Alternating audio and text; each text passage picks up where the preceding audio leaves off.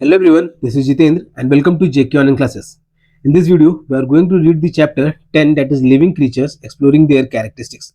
So this is the 10th chapter from the class 6 science book और इसका मतलब होगा कि लिविंग क्रीचर्स यानी जिंदे जीव और उनके कैरेक्टरिस्टिक्स उनकी खासियत क्या है जिसकी वजह से वो लिविंग कहलाते हैं उसके बारे में हम लोग जानेंगे इस चैप्टर में अच्छे से। It is the 10th chapter from the class 6 science book. ये क्लास 6 के साइंस बुक का 10th चैप्टर है। तो जो बच्चे क्लास 6 के हैं वो वीडियो के अंत तक जरूर बने रहे ताकि इसमें जितने भी इंपॉर्टेंट पॉइंट्स उसको डिस्कस किया जाएगा तो वो आपको और उससे रिलेटेड जितने भी डाउट्स होंगे वो सब क्लियर हो जाएंगे।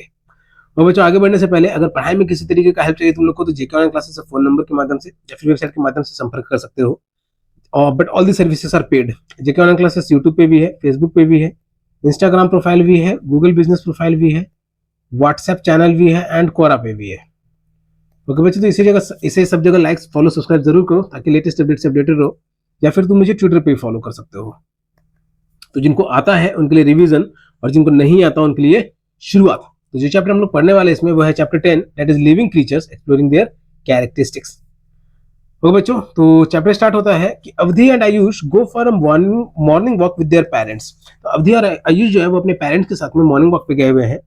अवधि notices some shells and tries to pick them up. Avadhi जो है कुछ शेल्स को नोटिस करती है, कुछ ध्यान देती है शेल्स को और उसको उठाने की कोशिश करती है। Her mother advises her not to do so and explains that the shell could be home to a living snail. उनकी माँ उनको बताती है कि ऐसा करने की कोशिश ना करें क्योंकि वो शेल जो है एक लिविंग स्नेल, एक जिंदा स्नेल का घर हो सकता है।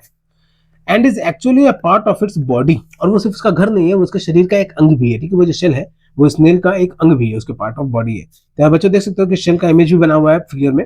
कैसे ये शेल और शेल तुम लोगों ने देखा होगा और स्नेल को भी अगर शेल के अंदर देखा होगा तो वीडियो को लाइक जरूर कर देना, उसमें मुझे पता चल जाएगा कि हाँ ये जो कहना चाह रहा है वो आप लोग को समझ में आ गया अच्छे से। Further Avadhi and Ayush wonder how the shell that is not even moving could have a living being inside. तो अवधि और आयुष जो है वो बहुत चौंक गए थे कि वो शेल जो कि जिंदा नहीं है उसके अंदर कोई जीव कैसे हो सकता है, जो कि हिल तक नहीं रहा है उसके अंदर कोई जीवन कैसे हो सकता है। Later that day in school, उस दिन फिर स्कूल में पहुंचने के बाद Avadhi and Ayush share this incident with their friends. तो अवधि और आयुष जो है वो अपने दोस्तों के साथ ये घटना शेयर करते हैं। They approach the teacher to understand how a shell which is not even moving could be a body part of a living snail. तो अपने टीचर के पास जाकर के ये सवाल पूछते हैं कि वो शेल जो कि हिल तक नहीं रहा है वो किसी जानवर का घर कैसे हो सकता है, एक उसका या उसके बॉडी पार्ट कैसे हो सकता है। The teacher initiates discussion in the class on the living and non living. तो टीचर जो है फिर अब क्लास में डिस्कशन स्टार्ट करती है लिविंग और नॉन लिविंग को लेकर के। ओके, तो एक एक्टिविटी से चैप्टर स्टार्ट हो रहा है बच्चों। तो अभी तक डिस्कशन था कि एक शेल मिला है अवधि और आयुष को पार्क में, जिसको लिए उसकी मम्मी ने उसे समझाया कि वो जो शेल है वो एक स्नेल का घर भी हो सकता है, जिंदा स्नेल का घर भी हो सकता है। तो इसलिए उसे उठाने का कोशिश ना करें, फिर टीचर से आकर के सब डिस्कस किया गया है। तो बच्चों ये चैप्टर जो है वो थोड़ा लंबा भी होने वाला है। ठीक है, ये लाइफ और नॉन लिविंग थिंग्स के बारे में हम लोग जानेंगे इसमें, तो ये चैप्टर जो है थोड़ा लंबा भी होने वाला है। तो अच्छे से इसको समझते हुए चलना, तो बोर नहीं होना। Further we are surrounded by numerous things. हम लोग अपने आसपास में बहुत सारे अनेकों चीजों से घिरे हुए हैं। ठीक है, numerous things. Just look around in your classroom and you may find many examples. अपने क्लासरूम में भी तुम आसपास देखोगे तो बहुत सारे ऐसे उदाहरण मिल जाएंगे जिसका तुम देख सकते हो आसानी से। The pencil that you are holding, वो पेंसिल जो तुम पकड़े हुए हो। The book that you are reading, वो किताब जिससे तुम पढ़ रहे हो। और the pigeon near the window, या फिर वो कबूतर जो खिड़की के पास है। तो all of the objects which we can see in the classroom, जो हम लोग ये क्लासरूम में देख सकते हैं बच्चों। List them in table 10.1 and identify each of them as living or non-living on the basis of your understanding in column 2। ठीक है, तो ये जितने भी चीजें तुमको अपने क्लासरूम में दिख रही हैं आसपास चीजें में आसपास में, तो उसको इस टेबल में लिखना है, टेबल 10.1 में, और उसको अपने अंडरस्टैंडिंग के बेसिस पे लिविंग है या नॉन लिविंग है कि तो वो भी उसको मेंशन करते जाना है। Further write a reason for grouping them as non living और non living in group 3 column 3। तो आपने उसे लिविंग क्यों कहा है, नॉन लिविंग क्यों कहा है, तो उसको कॉलम 3 में भी लिखना रहेगा। ओके बच्चों, तो हमारा पॉइंट ऑफ स्टार्ट हो रहा है यहाँ से। What sets the living apart from the non living. ठीक है, जो लिविंग है उसको नॉन लिविंग से अलग कैसे होता है। ठीक है, लिविंग जो है वो नॉन लिविंग से अलग कैसे कहलाता है, कि मतलब किसी चीज को हम लोग लिविंग कह पा रहे हैं या फिर नॉन लिविंग कह पा रहे हैं, तो कैसे कह पा रहे हैं। Look at table 10.1। तो अभी जो ऊपर टेबल तैयार किया गया है 10.1। Why do you think a pencil is non living but a pigeon is living. तुमको क्यों लगता है कि पेंसिल जो है वो नॉन लिविंग है लेकिन पिजन जो है यानी कबूतर जो है वो लिविंग है। What do you think are the differences between living beings and a non-living thing according to you। ठीक है, और तुमको ऐसे और क्या क्या अंतर लगता है एक लिविंग बींग्स में यानी जिंदा जीव में और ऐसा चीज जिसके अंदर जान नहीं है, तो उसमें ऐसा क्या क्या अंतर हो सकता है, कि क्या क्या डिफरेंसेस नजर आते हैं। What similarities do the identified living beings share with each other। अगर तो जिन भी लिविंग बींग्स को तुमने पहचाना तो उनके अंदर क्या सिमिलैरिटीज है, व्हाट आर द सिमिलैरिटीज की जिस ऑब्जेक्ट को या जिस नेम को तुमने यहाँ पे एज ए लिविंग बीइंग लिखा है तो उनमें क्या सिमिलैरिटी है। You may have identified movement as one of the similarities among living beings. Okay, तो बच्चों ये तुमने देखा होगा कि ये जो मूवमेंट है ये हर बॉडी पार्ट में देखने को मिलता है, खास करके लिविंग बींग्स है तो उसके तो हर बॉडी पार्ट में मूवमेंट देखने को मिलता है। You have also seen cars moving on road. तुमने रोड पे सड़क पे गाड़ियां भी चलते हुए देखी होंगी। Does it mean that a car is living? इसका क्या मतलब हुआ कि कार जिंदा है। List the task that you can do but a car cannot. Okay, तो जब गाड़ियां चल रही है रोड पे तो इसका क्या मतलब है, कार जिंदा है, और अगर नहीं जिंदा है तो फिर क्यों नहीं जिंदा है, क्योंकि वो हिल तो रहा है। तो ऐसी कुछ टास्क को तुमको गाड़ी से कैसे अलग बनाती है वो कुछ टास्क लिखना। You are a wonderful example of living being. अभी यू कहने का मतलब यहाँ पे बच्चों तुम लोगों को, हम लोगों को, हम सारे इंसानों को, जितना भी मानव जाति है धरती पे, सबको कहा जा रहा है कि we are a wonderful example of living being. हम लोग जीव जंतु के, ऐसा जीव जिसके अंदर जान है, तो उसके लिए बहुत बढ़िया एग्जाम्पल है। Whenever you attempt to group things around you as living or non-living, you can compare them with yourself. Okay, जब तुम आसपास की चीजों को या तो लिविंग या नॉन लिविंग में जब बांटते हो, ग्रुपिंग करते हो, तो तुम उसको अपने से कंपेयर कर सकते हो। Which characteristics help you in differentiating yourself from a car? Okay, तुमको जो है वो कार से अलग क्या बनाती है, तुम्हारे अंदर ऐसा क्या है कि जो तुम कार से अलग कहलाओगे। तुम भी मूव कर रहे हो, कार भी मूव कर ले रहा है, तुम बैठ पा रहे हो, कार बैठ नहीं पा रहा है, तो इस तरीके से और अलग क्या है। For instance a car does not grow, तो एक एग्जांपल ये भी लिख सकते हैं कि कार जो है वो बढ़ नहीं सकता है। Does it mean it is non living, तो इसका क्या मतलब है कि कार जो है वो नॉन लिविंग है। Now which characteristics have you used to classify a car as non living, तो और कौन सा कैरेक्टरिस्टिक्स तुम यूज करोगे कार को नॉन लिविंग कहने के लिए, उसको नॉन लिविंग क्लासिफाई करने के लिए। Continue your discussion in similar way to identify the essential characteristics of living beings. अगर तो ये डिस्कशन को आगे भी करना कि जो भी लिविंग बींग्स है उसके अंदर और भी ऐसे एसेंशियल कैरेक्टरिस्टिक्स कौन कौन से हैं। What are some common characteristics that make living beings very different from the non-living things?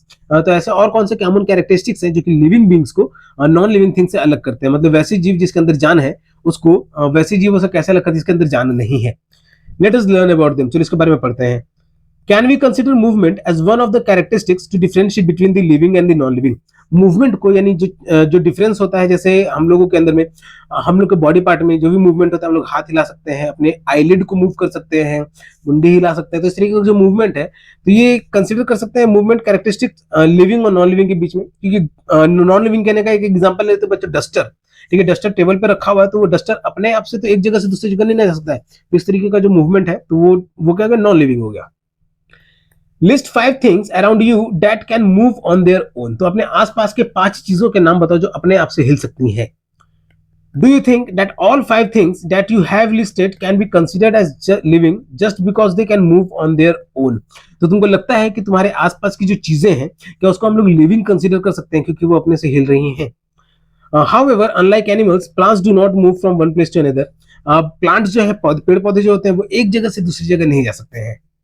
Do you consider them as living, क्या तुम उसको लिविंग कंसिडर कर सकते हो प्लांट्स को। Even though plants do not move from one place to another, पौधे जो है एक जगह से दूसरी जगह नहीं जा सकते हैं। दे do show certain types of movements, लेकिन फिर भी उसमें जो है कुछ प्रकार के मूवमेंट्स उसमें दिखते हैं। Opening of flowers is one of the examples of movement in plants, फूलों का खिलना, ठीक है, पौधों में फूलों का खिलना, ये एक मूवमेंट एग्जांपल हो गया, मूवमेंट के एग्जांपल का पौधों में।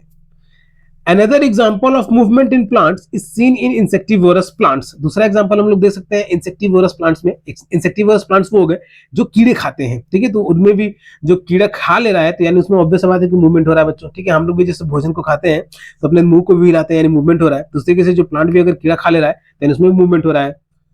Insectivorous plants are dependent on insects for their nutrition, कहने का मतलब कि जो इंसेक्टिवोरस जो कीड़े खाने वाले पौधे हैं वो कीड़ों पे डिपेंड होते हैं अपने न्यूट्रिशन के लिए। न्यूट्रिशन क्या हुआ कि जो भी फूड रिक्वायरमेंट हो गया, यानी विटामिन हो गया, मिनरल्स हो गया, तो वो सब चीजें उनको कीड़े से मिलते हैं।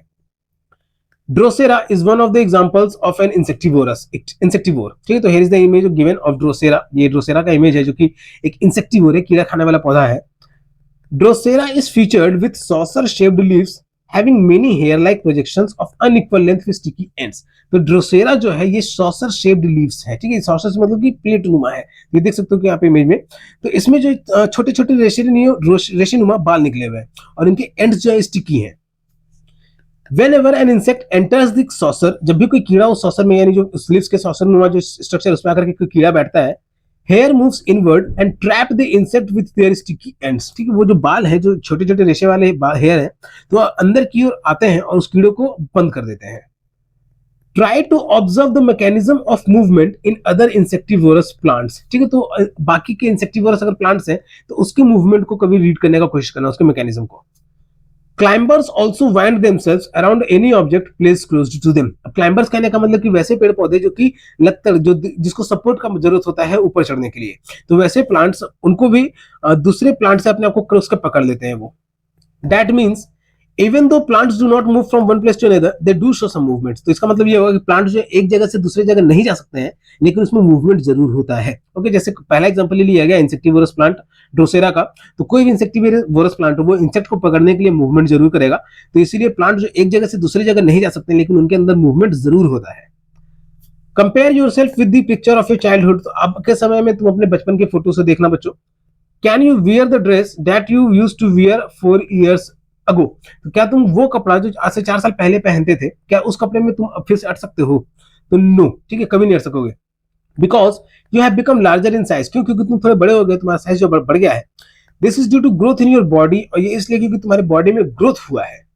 Plants and other living beings also grow. पौधे और बाकी के भी जो लिविंग बींग्स है वो भी बढ़ते हैं।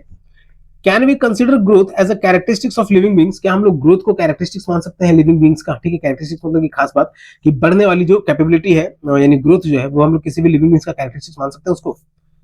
Living beings need food nutrition for their growth and development. ठीक है, तो ये one of the important point है बच्चों, ये इसको याद रखना, इसको अपने आंसर्स में कई जगह इस्तेमाल कर सकते हो कि लिविंग बींग्स को जो है फूड की जरूरत होती है ग्रोथ के लिए और डेवलपमेंट के लिए।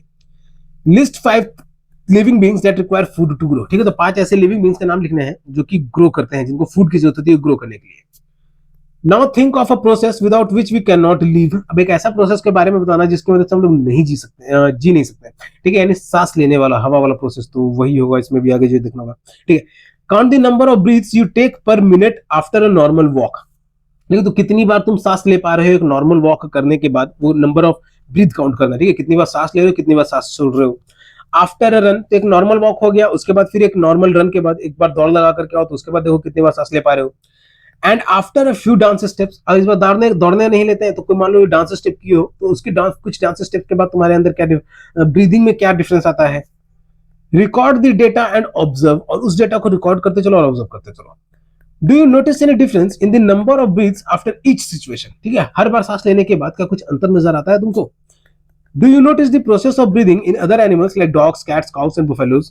और इसको क्या तुमने दूसरे जानवरों को भी सांस लेते हुए देखा है? जैसे कुत्ता हो गया, बिल्ली हो गया, गाय हो गया, भैंस हो गया, तो इस तरीके के जानवर भी है, तो उनको भी क्या तुमने कभी सांस लेते हुए देखा है?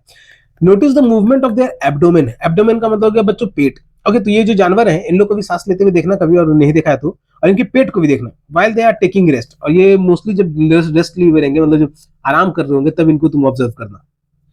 In the process of breathing, when we inhale, the air moves from outside to inside our body.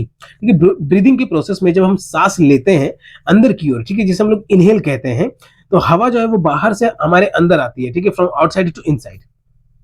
When we breathe out, जब हम सांस छोड़ते हैं, the air moves from inside our body to outside. जो हवा है वो अंदर से बाहर की हो जाती है। Breathing is part of process called respiration. ठीक है, ब्रीदिंग मतलब सांस लेना और सांस छोड़ना, ये सिर्फ एक पार्ट है रेस्पिरेशन प्रोसेस का। ओके बच्चों, तो ये ध्यान रखना कि ब्रीदिंग जो हम लोग करते हैं, सांस लेते हैं और छोड़ते हैं, ये बस एक पार्ट है, एक हिस्सा है एक प्रोसेस का, जिसको हम लोग रेस्पिरेशन कहते हैं उसका। तो रेस्पिरेशन को हम लोग डिटेल में जानेंगे आगे के चैप्टर में, फिर आगे की क्लास में बच्चों। तो रेस्पिरेशन अभी इतना जान लो कि रेस्पिरेशन जो सांस लेना, सांस छोड़ना, और इसके बीच में जो ऑक्सीजन हमारे अंदर गया, फिर वो फूड को ब्रेक डाउन किया और हमें जो एनर्जी मिला, तो उस पूरे प्रोसेस को फिर रेस्पिरेशन कहते हैं। Even the excelling out the carbon dioxide, तो उसको भी रेस्पिरेशन में इंक्लूड किया जाता है। तो उसका बस एक प्रोसेस है ब्रीदिंग। डू प्लांट्स रेस्पायर, क्या पौधे जो है वो सांस लेते हैं? रेस्पायर मतलब क्या वो सांस लेते हैं, छोड़ते हैं? There are tiny pores called stomata on the surface of leaves. ठीक है, पेड़ के पत्तों पे, लीव्स मतलब पत्तों पे जो है छोटे छोटे स्टोमाटा होते हैं, उसको हम लोग छेद कहते हैं, तो इसमें टाइनी पोर्स होते हैं, उसको स्टोमाटा कहते हैं। These pores help plants in taking air in and out, और ये पोर्स जो है पौधों की मदद करते हैं हवा अंदर लेने में और बाहर छोड़ने में।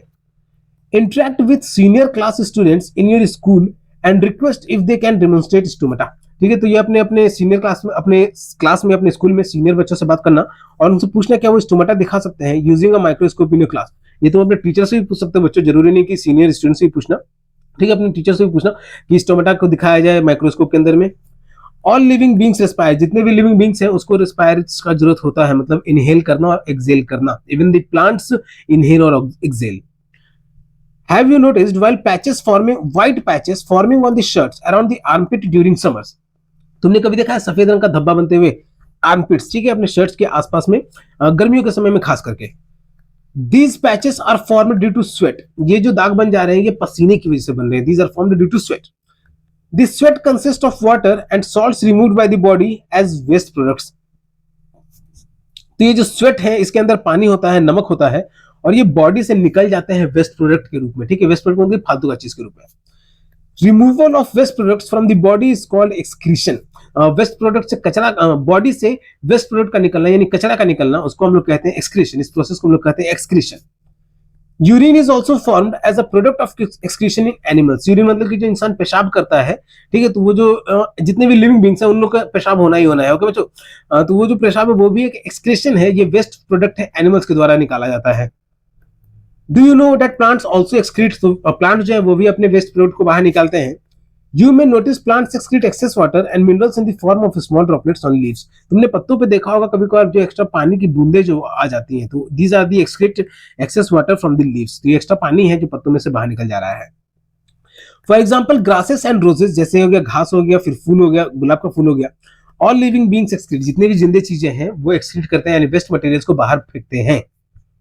Let us look at another characteristic. एक दूसरे कैरेक्टरिस्टिक को देखते हैं। What is your reaction if you unexpectedly step on a sharp object? ठीक है, अब दूसरा कैरेक्टरिस्टिक देखते हैं। अभी हम लोगों ने क्या देखा, एक्सक्रीशन देखा, फिर उसके पहले मूवमेंट देखा और ग्रोथ देखा, फिर रेस्पिरेशन देखा। So these are the kind of characteristics, ठीक है। अब एक और चीज देखते हैं कि मान लो कि तुम्हारा पैर अगर किसी धारदार चीज पे पड़ जाता है, किसी शार्प ऑब्जेक्ट पे, सच एज अ थॉर्न, मान लो कि किसी कांटे के ऊपर, while walking without shoes, और अगर तुम बिना जूते पहने चल रहे हो तो, ओके, एंड और you accidentally touch a hot cup of T, ठीक है, या फिर तुम गलती से मान लो कि किसी गर्म कप ऑफ टी, एक चाय का प्याला को छू ले रहे हो, गर्म है पूरा वो। Stepping on a thorn and touching a hot object are stimuli. जो पैर पे कांटे पे तुमने पैर रख दिया या फिर गर्म चीज को जो तुमने छू दिया, तो एक एग्जांपल हो गया स्टिमुलाई का। स्टिमुलाई मतलब कि वो इंसिडेंट जिसकी वजह से तुमको थोड़ा चोट पहुंचा, ऐसे समझ लो कि तुमको कुछ इफेक्ट हुआ, इस तरीके की चीजें। Anything, any event that promotes living beings to respond is called stimuli, stimulus, ठीक है, वैसी चीज या वैसा घटना जिसके जो होने पे तुम भी कुछ प्रतिक्रिया करो, ठीक है, जो होने पे तुम भी कुछ करो, तो उसको हम लोग स्टिमुलस कहते हैं। List 3 stimuli, plural of stimulus, and your body is instant response to them. तो 3 स्टिमुलाई को लिखना है, मतलब 3 ऐसा प्रक्रिया को लिखना है और उसको प्लूरल को लिखना है जो जिसको तुम्हारे बॉडी को रिस्पॉन्स करता है, मतलब ऐसा तुम्हारे बॉडी के साथ हो तो उसके अगेंस्ट में तुम भी कुछ करो। Do plants also respond to stimuli, क्या पौधे जो है वो भी स्टिमुलाई को रिस्पॉन्ड करते हैं, मतलब क्या पौधों को भी कांटा गड़ सकता है या फिर पौधे को भी आंख में मिर्ची लग सकती है, इस तरीके की चीजें। Yes, plants also respond to stimuli, ठीक है, तो प्लांट्स को भी स्टिमुलाई होता है, मतलब उनको कांटा नहीं करेगा, मिर्ची नहीं लगेगी, लेकिन फिर भी उनके अंदर स्टिमुलाई होता है, उनको भी असर पहुंचता है। For example touch me not mimosa, ठीक है, छुई मुई लजौला, ये एक पौधे का नाम है। टच मी नॉट, छुई मुई पौधे का नाम जाना होगा जो बच्चे तुम लोगों ने। तो इसका जो पत्ता होता है वो सिकुड़ जाता है आपस में जब भी हम लोग इसे छूते हैं। Okay, plants fold their leaves when we touch them, जब भी हम इसको छूते हैं तो वो सिकुड़ जाता है। Have you also observed that certain plants fold their leaves after sunset? और तुमने कभी ये भी ध्यान दिया है कि कुछ खास तरह के प्लांट्स है, पौधे हैं जिनका पत्ता सिकुड़ जा रहा है शाम होने के बाद, ठीक है, after sunset. Specifically the leaves of certain plants facing each other tend to come together, और खास करके वैसे पौधे जिनके पत्ते एक दूसरे की तरफ मुंह किए हुए हैं, जैसे यहाँ पे इमेज में देख सकते हैं बच्चे, इस तरीके के पत्ते वाले जितने पौधे हैं, तो ये इस तरीके के पौधे जो है वो शाम होने के बाद अपने आप को सिकोड़ लेते हैं, ये पत्ते भी बंद हो जाते हैं। तो ये इंसेक्टिवोरस की तरह नहीं कि इसके अंदर कीड़े को पकड़ लिया इन्होंने, ये बस पत्ते बंद हो जाते हैं, ये अपने आप को सिकोड़ लेते हैं। This can be observed in the sleeping leaves of आंवला, इंडियन गूसबेरी। ओके, जिसको हम लोग आंवला के पत्तों में देख सकते हैं, जिसे हम लोग इंडियन गूसबेरी भी कहते हैं, tree. All living beings respond to stimuli, जितने भी जिंदा चीजें हैं, ऑल द लिविंग बींग्स है, जितने भी जिंदा चीजें हैं वो स्टिमुलाई को रिस्पॉन्ड करते हैं, मतलब अगर उनको कुछ होगा तो उसके रूप में वो कुछ ना कुछ रिस्पॉन्ड करेंगे, प्रतिक्रिया करेंगे। Find a few more plants in your neighbourhood which fold their leaves after sunset. तो अपने आसपास के अड़ोस पड़ोस में कुछ प्लांट्स को और देखो जो अपने पत्तों को बंद कर ले रहे हैं सनसेट होने के बाद। Why do the leaves of chui mui and amla chui mui नहीं why do the leaves of chui mui and amla plants respond in this way? तो ये जो chui mui का पौधा हो गया या फिर आंवला का जो पौधा हो गया वो इस तरीके से क्यों कर रहे हैं? Which stimulus could be responsible for their behavior? मतलब उनको कोई कांटा चुभा दे रहा है या क्या हो जा रहा है कि वो अपने पत्ते को सिकोड़ ले रहे हैं? Have you seen young ones of cats? क्या तुमने कभी इन जानवरों के बच्चों को देखा है, जैसे cats, dogs and other animals, या फिर किसी भी जानवर के बच्चों को देखा है? List young ones of 5 different animals, तो 5 अलग अलग जानवरों के बच्चों के नाम लिखो. Have you seen young ones of any living things such as pencil, a chair और एन इलेक्ट्रिक बल्ब? क्या तुमने और भी किसी जिंदा इंसान के बच्चों को देखा है, जैसे ठीक है नॉन लिविंग थिंग के, जैसे जिंदा इंसानों जैसे जिंदा जीवों के बच्चे होते हैं, वैसे क्या तुमने किसी नॉन लिविंग थिंग के बच्चों को देखा है, जैसे पेंसिल हो गया, चेयर हो गया, इलेक्ट्रिक बल्ब हो गया, all of these are non living, तो क्या तुमने कभी इनके बच्चों को देखा है? ऑल लिविंग बींग्स रिप्रोड्यूस, जितने भी लिविंग बींग्स हैं जिनके अंदर जान है वो रिप्रोड्यूस करते हैं, ठीक है, उनको में से बच्चा निकलता ही है। लेकिन ये भी मेल फीमेल है तो फिर मेल में से नहीं होगा, ये ध्यान रखना है। Reproduction is the process of producing new ones of one's own kind, तो रिप्रोडक्शन जो है बच्चों it is one of the characteristics, जैसे स्टिमुलस और रिस्पॉन्स, हम लोग स्टिमुलस और रिस्पॉन्ड, ठीक है, जो हम लोगों ने जाना उसी तरीके से नहीं, जैसे वो एक वन ऑफ द कैरेक्टरिस्टिक्स है, तो ऐसी another form of characteristics is reproduction, जिसमें एक नए बच्चे का जन्म होता है। Why is reproduction necessary? अब रिप्रोडक्शन क्यों जरूरी है? It is necessary for the continuity of life, reproduction इसलिए जरूरी है ताकि जीवन जो है वो आगे बढ़ते रह सके।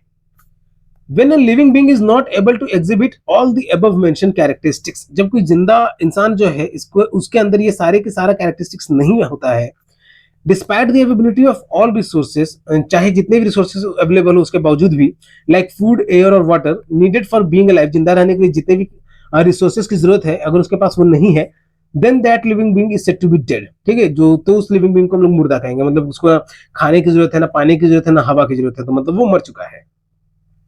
फ्रॉम द अबव डिस्कशन, तो ऊपर का जो भी डिस्कशन है, we can understand that all living beings share some common characteristics, for example, तो ऊपर का डिस्कशन से मतलब जैसे स्टिमुलस हो गया, फिर ग्रोथ हो गया, मूवमेंट हो गया, और क्या दिया ना हम लोगों ने, न्यूट्रिशन हो गया, फिर रेस्पिरेशन हो गया, फिर रिप्रोडक्शन हो गया, तो ये सब जितने भी कैरेक्टरिस्टिक्स है, तो ये बताते हैं कि लिविंग बींग्स जो है कुछ कॉमन कैरेक्टरिस्टिक्स शो करते हैं, most of the living beings, ठीक है, अधिकतर लिविंग बींग्स जो है, तो ये कॉमन कैरेक्टरिस्टिक्स है उनके।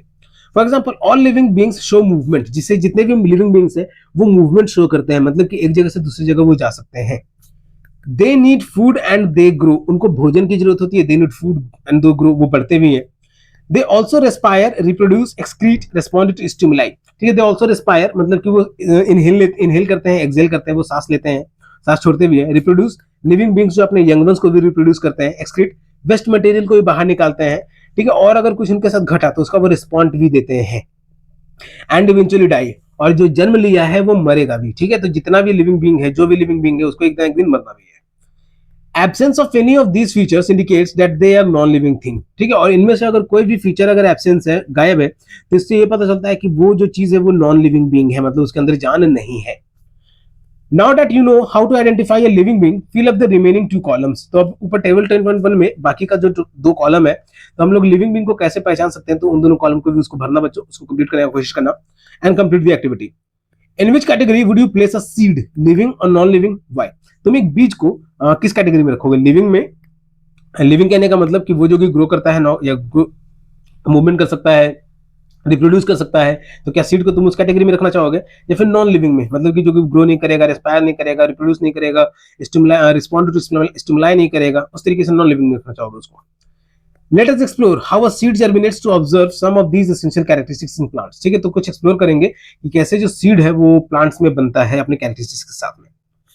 So here is 10.2 essential conditions for germination of a seed, बीज को बढ़ने के लिए कौन कौन सी खास कंडीशन, कैसा अवस्था का जरूरत होता है बीज को बढ़ने के लिए, उसके जर्मिनेशन के लिए। Have you observed a seed germinating, क्या तुमने कभी एक बीज को बढ़ते हुए देखा है? Have you observed it? You might have wondered what conditions are required for germination of a seed, तुम ये सोचे होगे कि किन चीजों की जरूरत होती है किसी बीज को बढ़ने के लिए, okay, for the germination of seed. What conditions do you think are required for seed germination, और किस कंडीशन का जरूरत होगा सीड को बढ़ने के लिए?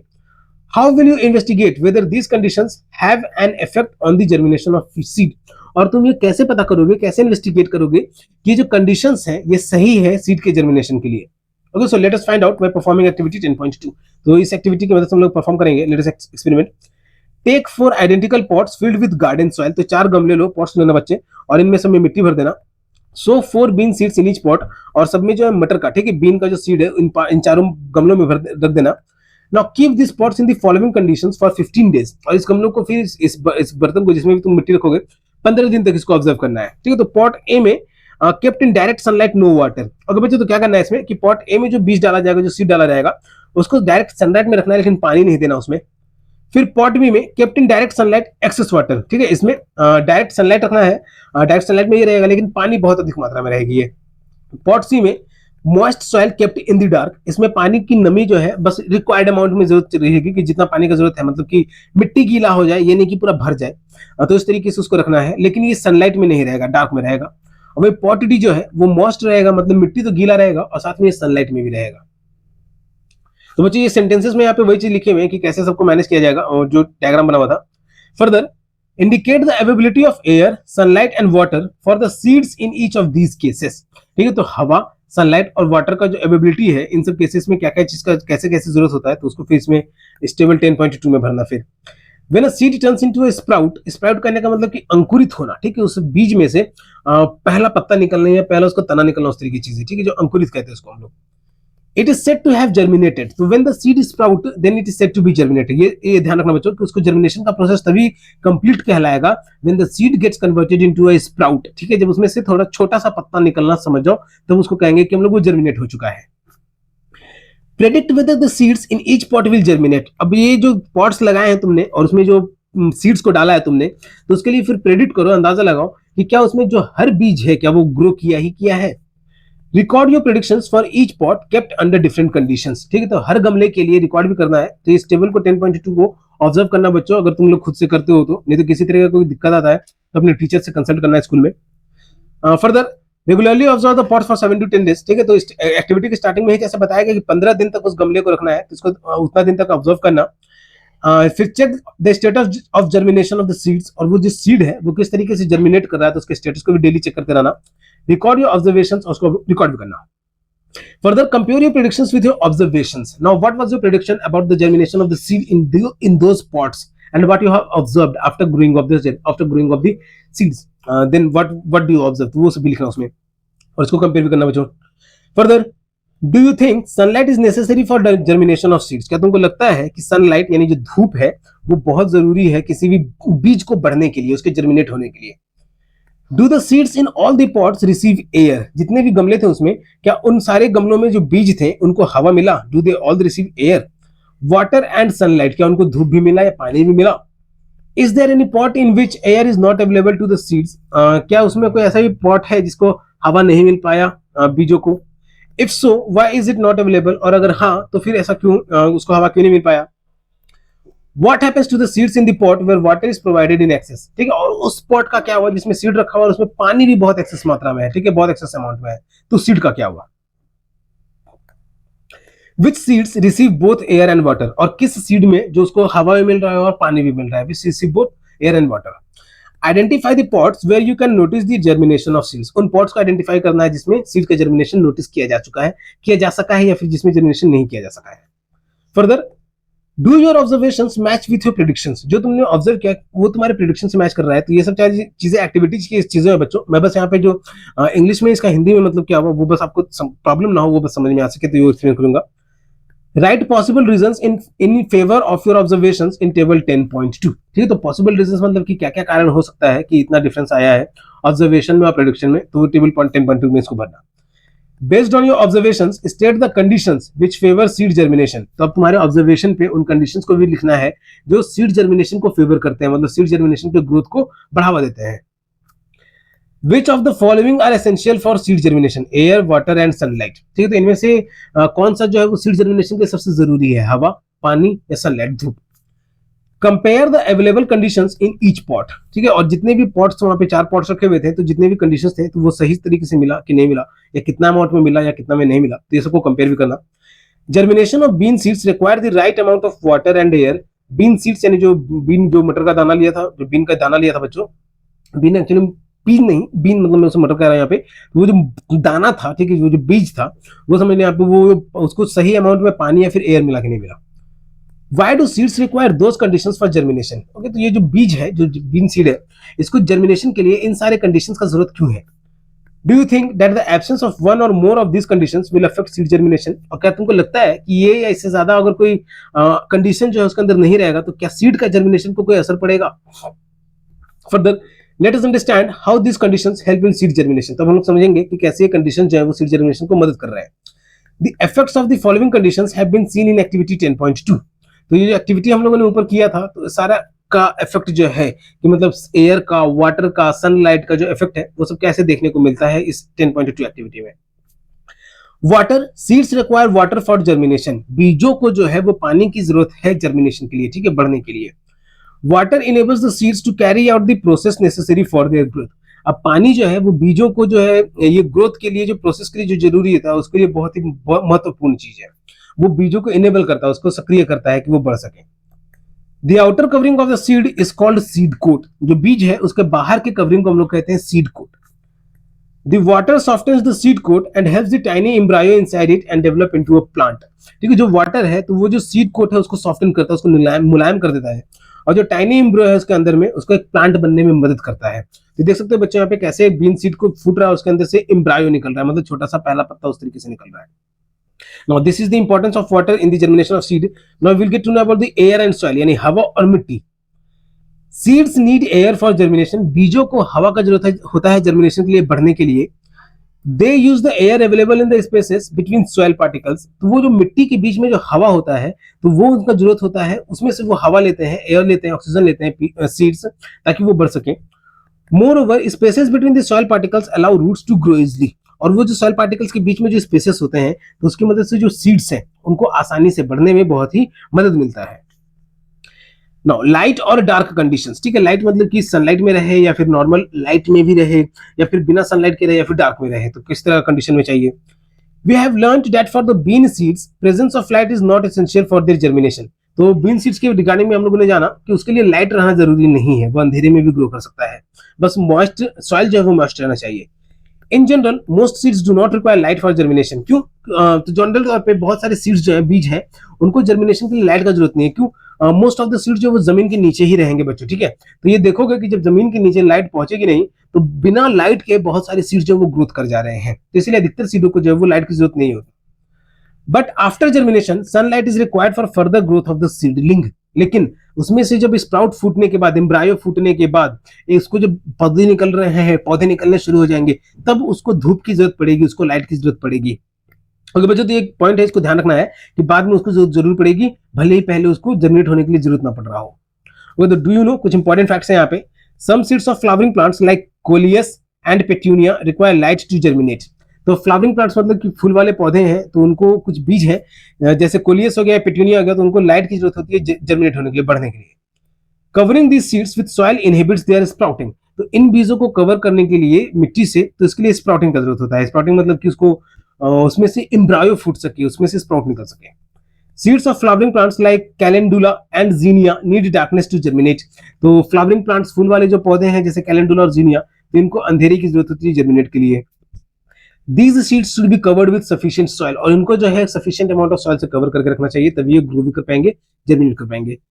Further in the chapter mindful eating a path to the healthy body. तो ये जो चैप्टर है बच्चों, इसके बारे में कुछ कहा जा रहा है यहाँ पे। ये चैप्टर का डिस्कशन पहले ही चैनल पे अपलोड हो चुका है और इसके क्वेश्चन आंसर को भी डिस्कस किया जा चुका है। तो जिस भी बच्चों ने ये चैप्टर नहीं पढ़ा है तो वो आप चैनल पे जाकर के देख सकते हो, आसान शब्दों में उसको भी एक्सप्लेन किया गया है।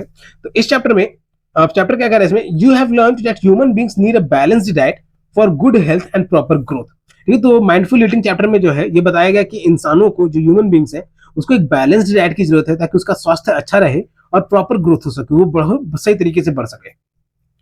Similarly plants too need favourable conditions and nutrients for their proper growth and development. उसी तरीके से प्लांट्स जो पौधे हैं उनको भी फेवरेबल कंडीशंस की जरूरत है और न्यूट्रिएंट्स की जरूरत है ताकि उनका प्रॉपर ग्रोथ हो सके और उनका विकास हो सके, डेवलपमेंट हो सके।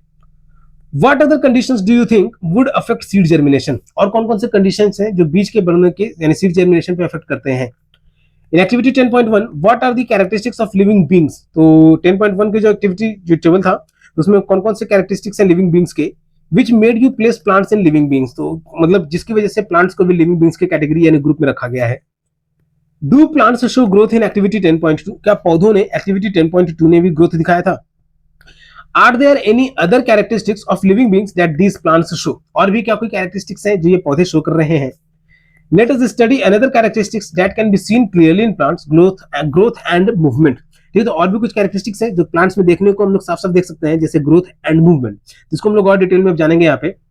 तो बच्चों that is the 10.3 point, growth and movement in plants. Okay, तो अभी हम लोगों ने क्या जाना? Germination of plants. ठीक है, जर्मिनेशन ऑफ सीड्स, कि बीज कैसे स्प्राउट होता है, पहले एम्ब्रायो होता है, फिर वो एक अंकुरित होता है, सीडलिंग बनता है। तो अब हम लोग जानेंगे उसमें ग्रोथ और मूवमेंट कैसे हो रहा है किसी सीड में जब प्लांट बन जा रहा है वो। तब how do plants respond to sunlight? ठीक है, धूप में सनलाइट में प्लांट जो है वो कैसे रिस्पॉन्ड करता है?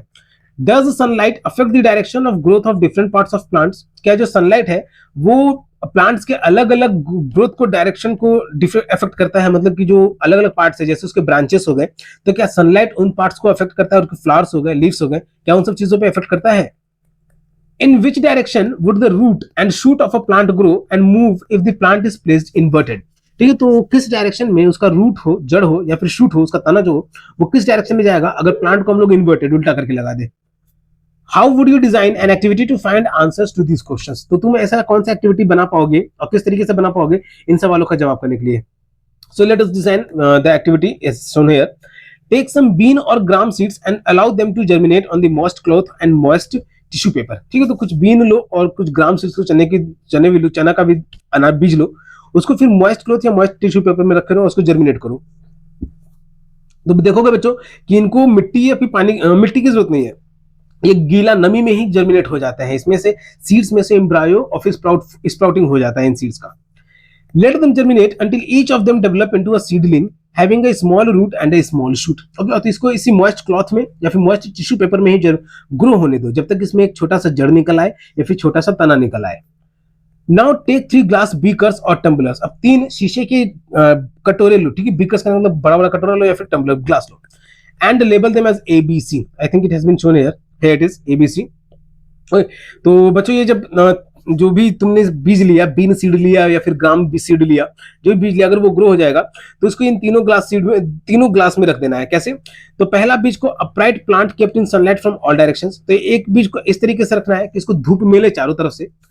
दूसरा में inverted plant kept in sunlight from all directions. अब इसमें क्या है कि बीज को उल्टा करके रखना है कि रूट जो है वो ऊपर की ओर जाए और शूट जो है वो नीचे की ओर जाए। तो इस तरीके से रखना है इन्वर्टेड डायरेक्शन में, और लेकिन इसको धूप जो है वो चारों तरफ से मिलता रहे, चारों तरफ से। ओके, फिर तीसरे केस में upright plant kept in sunlight from one direction. ठीक है, तो इसको इस तरीके से रखना है कि धूप इसको बस एक जगह से मिले, only from one direction. Okay, तो this has been taken here, figure की मदद से जो बताया गया बच्चों, तो यही यहाँ पे लिखा हुआ है, इसको रीड करना, किसी तरह कोई डाउट नहीं आएगा। Further pour water into all the 3 beakers to ensure that seedling in each beaker remains above the water level। ठीक है, तो फिर तीनों बीकर में पानी भी डालना और ये ध्यान रखना है कि जो वाटर लेवल है वो सब में बराबर रहे, कि सीडलिंग जो है पानी में डूबा हुआ रहे। In each case let the bottom of the blotting paper get completely wet by soaking in the water. ठीक है, तो हर केस में जो ब्लोटिंग पेपर का जो बॉटम है, ब्लोटिंग पेपर जो पेपर रखा गया है, where it has been kept,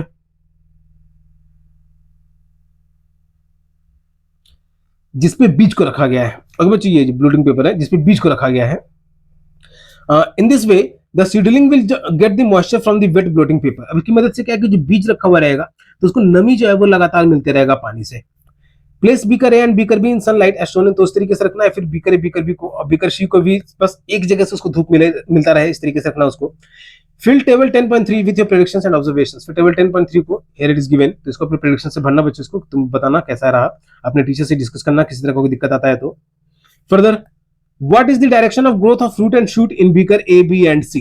ठीक है, बेस्ड ऑन योर ऑब्जर्वेशन। ठीक है, तो जो तुमने ऑब्जर्वेशन किया तो उसके बेसिस पे ए बी और सी में क्या ग्रोथ दिख रहा है रूट और शूट में। Do your predictions match your observations. जो तुमने अंदाजा लगाया था, जो तुम्हारा प्रेडिक्शन था, क्या वो तुम्हारे ऑब्जर्वेशन से मैच कर रहा है। What do you conclude from this activity, या फिर तुम इस एक्टिविटी से क्या कंक्लूड करते हो।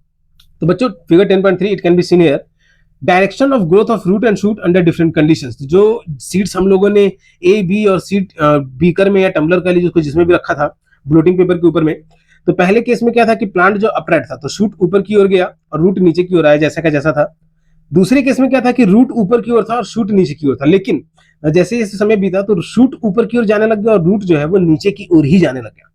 और तीसरे केस में जहां पे बस एक साइड से सनलाइट मिल रहा था प्लांट को, तो जिस ओर से सनलाइट आ रहा था प्लांट जो है उसी तरफ में बढ़ने का कोशिश कर रहा था. So these are the different observations which we get to see from this experiment. Okay, from the results of this experiment we know that ये experiments के results हैं जो हम लोग को देखने को मिलते हैं. After conducting activity 10.3, तो ये 10.3 activity करने के बाद we can conclude that shoots of plants grow upward and exhibit upward movements. तो इससे हम लोग ये देख सकते हैं कि upward की ओर जाते हैं shoots, यानी जो प्लांट का सीड होता है शूट होता है वो ऊपर की ओर जाता है टुवर्ड्स सनलाइट जहां से धूप आ रहा है, but roots of plants growing downwards, लेकिन वहीं जो जड़ है प्लांट का वो नीचे की ओर जा रहा है. तो बच्चों इन दोनों प्रोसेस का भी नाम है, तो उसको क्वेश्चन आंसर के पार्ट में मैं डिस्कस करूंगा. फर्दर नो साइंटिस्ट, एक वैज्ञानिक के बारे में यहाँ पे जानकारी दिया जा रहा है, तो उनके बारे में जान ले. The name of the scientist is Jagdish Chandra Bose. Okay, JC Bose. He was an Indian scientist who did some fascinating experiments with plants. उन्होंने पौधे के ऊपर बहुत सारे एक्सपेरिमेंट्स किए थे. He built a machine called a crescograph to record how plants responded to stimuli. तो उन्होंने एक मशीन का आविष्कार किया था जिसको क्रेस्कोग्राफ कहा जाता है. तो उसमें वो देखते थे कि प्लांट्स कैसे स्टिमुलाई का रिस्पॉन्ड करते थे, जैसे उस लाइट में किस तरह का प्रतिक्रिया है प्लांट्स का, हीट में गर्मी ज्यादा होने पे, इलेक्ट्रिसिटी बिजली में, ग्रेविटी में उनका कैसा रिस्पॉन्स है. तो with this machine he could major how fast plants grow. इस मशीन की मदद से वो ये जान पा रहे थे कि कितनी तेजी से प्लांट ग्रो कर पा रहा है. He also showed that plants can sense and respond to stimuli. उन्होंने ये भी दिखाया कि कैसे प्लांट सेंस कर पा रहा है और रिस्पॉन्ड कर पा रहा है स्टिमुलाई को. तो ये हम लोगों ने जाना जगदीश चंद्र बोस के बारे में. Further life cycle of a plant. ठीक है, तो life cycle of a plant की मतलब कि प्लांट जो है उसका लाइफ साइकिल कैसा है. वो पहले सीड था, तो ट्री का भी सीड था, तो वो ट्री भी बनेगा, वो ट्री कभी ना कभी जाकर के डेड हो जाएगा. तो बच्चों, तो इसको स्टार्ट करने से पहले अगर वीडियो में यहाँ तक बने हुए हो तो वीडियो को लाइक जरूर कर लेना और अपने दोस्तों के साथ भी इसे शेयर कर देना ताकि उसे भी पढ़ाई में हेल्प मिल सके. और चैनल पर नए हो तो सब्सक्राइब कर लेना. Life cycle of a plant, ठीक है, तो पौधों का life cycle. We have learned about conditions required for germination and how plants grow and exhibit movement. ये तो हम लोगों ने देखा उन कंडीशंस के बारे में, उनको जाना कि कैसे जर्मिनेशन जो है, प्लांट्स का ग्रोथ जो है, मूवमेंट जो है वो कैसे असर कर रहा है जर्मिनेशन पे. जर्मिनेशन पे मतलब कि जर्मिनेशन के दौरान से ही. Let us now explore the changes a plant undergoes in its whole life. अब प्लांट जो है, अभी हम लोगों ने सिर्फ जर्मिनेशन से सीडलिंग तक के लिए सफर देखा, ठीक है, वो बीज बन जा रहा है, उसमें से छोटा सा पत्ता निकल जा रहा है. तो अब हम कुछ एक्सप्लोर करते हैं उसका पूरा जीवन का, ठीक है, फॉर इट्स होल लाइफ, उसके पूरे जीवन में उस प्लांट से कैसे क्या क्या चेंजेस उसको फेस करने पड़ते हैं, तो उसको हम लोग देखते हैं यहाँ पे. तो एक्टिविटी की मदद से यहाँ पे plant a bean seed and provide suitable conditions for its growth. एक बीन के सीड को, एक बीन जो है उसके बीज को उसको ग्रो करना है और अलग अलग कंडीशंस में, सुटेबल कंडीशंस में. Observe regularly for the 3 months, और 3 महीने तक उसको ऑब्जर्व करते चलना है. Next, record your observations in table 10.4 as and when changes become visible. ठीक है, तो अपने ऑब्जर्वेशंस को 10.4 में भी लिखना है. तो ये ऑब्जर्वेशंस आई थिंक इसी में टेबल है. इट इज ओके बच्चों, तो ये टेबल बुक में दिया हुआ है, तो उसको ऑब्जर्वेशंस को रिकॉर्ड करते चलना है कि कौन चीजें हैं कब से विजिबल हो रही हैं, कब तक रखना है, 3 महीने तक रखना है इसको. Okay, note the date when you change is observed. ठीक है, और उस तारीख को मेंशन करते चलना कि वो अंतर जो है, वो चेंज है, वो कब देखने को मिल रहा है. Record the answers for the following questions. तो इन क्वेश्चंस का आंसर को भी लिखना है. Further, how long does it take for any change to occur. कि कितना समय लगा, कोई भी बदलाव अगर हुआ, कोई भी चेंज अगर हुआ, तो उस चेंज को होने में, उस बदलाव को होने में कितना समय लगा. Make sketches of various changes that you observe in table 10.4. ठीक है, तो इसके चेंजेस के स्केचेस को टेबल 10.4 में मेंशन करते चलना है. After how many days does the first flower appear. कितने दिन बाद पहला फूल दिखा उस पौधे में. After some parts of a flower have dried. उस फूल के कुछ पार्ट्स अगर सूख गए तो can you see any further growth. और भी कोई फर्दर ग्रोथ दिख रहा है उसमें. Which structure do the remaining parts of a flower develop into. ठीक है, वो जो फूल का बाकी का भी पार्ट्स था तो वो और किस स्ट्रक्चर में बदल चुका, किस में डेवलप हो गया वो. Can you notice a pod or a fruit with seeds develop from a flower. क्या तुम उसमें कोई पॉड, जिसे हम लोग फ्रूट भी कहते हैं, ठीक है, पॉड को साइंटिफिक इस नॉर्मल मतलब बायोलॉजी के टर्म में साइंस में इसको समझ जा सके, प्लांट्स के लैंग्वेज में उसको पॉड भी कहा सकता है. तो उसको क्या, उसके सीड्स जो है डेवलप कर रहे हैं किसी फूल से. What happens to the plant after the fruits containing seeds are formed. ठीक है, तो वो फ्लावर जो है वो सीड्स, फ्रूट्स बन जा रहे हैं. तो उन प्लांट का क्या हो रहा है, जो फूल बन जा रहे हैं और उसमें से फिर बीज भी निकल जा रहे हैं. तो इन सारे चेंजेस को ऑब्जर्व करते हुए इस टेबल में लिखते चलना बच्चों. Further, go through the observations you recorded regarding the growth of the bean plant in table 10.4. ठीक है, तो अब ये जो ऑब्जर्वेशन तुमने किया तो इसके थ्रू गो थ्रू जाना है, मतलब इसको रीड करना है, फिर अच्छे से समझना रहेगा. What changes do you observe after the fruits are formed. ठीक है, फल बनने के बाद क्या क्या बदलाव तुमने ध्यान दिया, क्या क्या ऑब्जर्व किया. Does the plant become yellow and dry even when you continue watering it? ठीक है, क्या वो पौधा जो है पीला पड़ गया या फिर सूख गया इसके बावजूद कि तुम उसको पानी दे रहे थे हर समय पे, रेगुलर इंटरवल पे भी? So the seeds obtained from your bean plant, तो जो बीन प्लांट से जो तुमको सीड मिला था उसको ही बो. Watch how the seed give rise to a new generation of bean plants, और उस बीन प्लांट से, ठीक है, अभी तक क्या था उसको, उसमें से शूट निकला था, रूट निकला था, तो उस बीन प्लांट को फिर उसमें से क्या नया प्लांट को ग्रो होते हुए देखो. Compare the sketches that you have drawn in table 10.4 and figure 10.4. ठीक है, तो ये 10.4 का टेबल जो है और फिगर 10.4 जो है, जो कि कहां पे है, आगे है, हियर इज. तो इसको कंपेयर करने के लिए तो हम लोग क्या देख रहे हैं बच्चों, life cycle of a plant. ठीक है, प्लांट का लाइफ साइकिल, तो उसी के बारे में जान रहे थे, इसलिए कंपेयर करना है ये टेबल 10.4 को, फिगर 10.4 को. A seed grows into a young plant and matures to produce flowers and fruit. ये तो एक सीड है, एक जो बीज जो है वो एक बड़े यंग प्लांट में कन्वर्ट हो जाता है और वो फ्लावर यानी फूल और फल देने लग जाता है. The fruit in this case a pod, तो इस केस में जो फल है यानी जो हम लोग पॉड कह रहे हैं, contains seeds which give rise to new generation of bean plants. तो उसके अंदर भी सीड्स होते हैं, बीज होते हैं, जो एक न्यू बीन प्लांट्स के न्यू जनरेशन को राइज करता है, ग्रो करता है. The entire process from a seed to a plant, जो ये पूरा प्रोसेस है सीड से लेकर के प्लांट तक का, and then to the next generation of seed is called the life cycle of a plant. और फिर उस प्लांट में से, उस ट्री में से, उसमें से जो भी नया सीड बन रहा है, तो इस पूरे प्रोसेस को हम लोग कहते हैं लाइफ साइकिल एक प्लांट का, of a plant. When a plant stops growing or all activities of life gradually comes to an end, जब एक प्लांट है वो बढ़ना बंद कर देता है, it stops growing, और जितना भी उसका लाइफ का एक्टिविटी है वो सब भी बंद हो जाता है.